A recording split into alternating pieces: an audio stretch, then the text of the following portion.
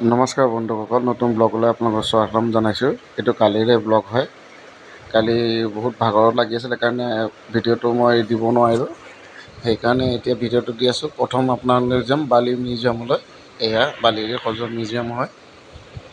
কি সৌন্দৰ্য, চায়ে মনোমোহিত লাগে। ভালেই লাগিছে বস্তুবিলাকো চাই। বিভিন্ন প্ৰকাৰৰ বিভিন্ন মূৰ্তি। এইটো তাজমহল বনাইছে বালিৰে। আপোনালোকে আহক ইয়াত চাবলৈ। আহি আপোনালোকেও বেয়া নাপায়, ধুনীয়া লাগিব ইয়াত চাই। ধুনীয়া পৰিৱেশ। সুধি চাবনে কি চাব, আপোনালোকে যিমানখিনি চাব পাৰে ইয়াত। ধুনীয়া ইয়াত আপোনাৰ সোমালে এজনৰ 40 টকাকৈ টিকেট দিব লাগে। তাৰপিছত এয়া চাই কৰি আমি গ'লোঁ আপোনাৰ সাগৰ পাৰলৈ। এই সাগৰ পাৰ চাওক, কি ধুনীয়া পৰিৱেশ। সাগৰ পাৰতো গোটেই পৰিয়ালটো সপৰিয়ালটোৰ সৈতে আছে। তাৰপিছত গ'লোঁ আমি সূৰ্য মন্দিৰ। এয়া আমাৰ সূৰ্য মন্দিৰ।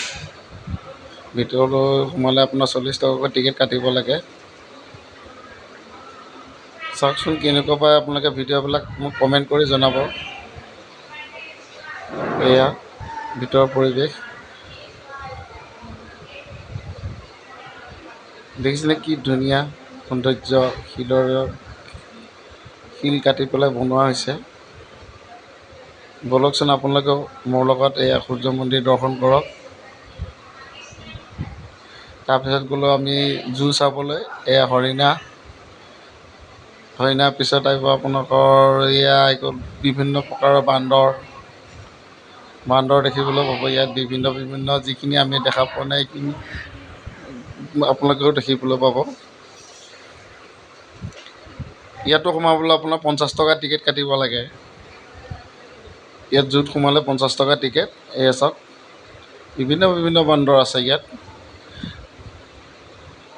তাৰপিছত আমাৰ লৈ যাম এইটো এটা বান্দৰ চাওক, বিভিন্ন প্ৰকাৰৰ বান্দৰ। এয়া বান্দৰ এয়া চাওকচোন কেনেকুৱা লাগিছে, কি ধুনীয়া। আপোনালোকেও আহক অসমৰ পৰা। ইয়াত চাওক এইবিলাক পৰিৱেশখিনি।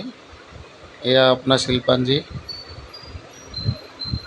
সেইটো এটা ডাঙৰ বান্দৰে বুলি কয়। তাৰপিছত দেখুৱাম আপোনালোকক এয়া হিপ'পটেমাছ।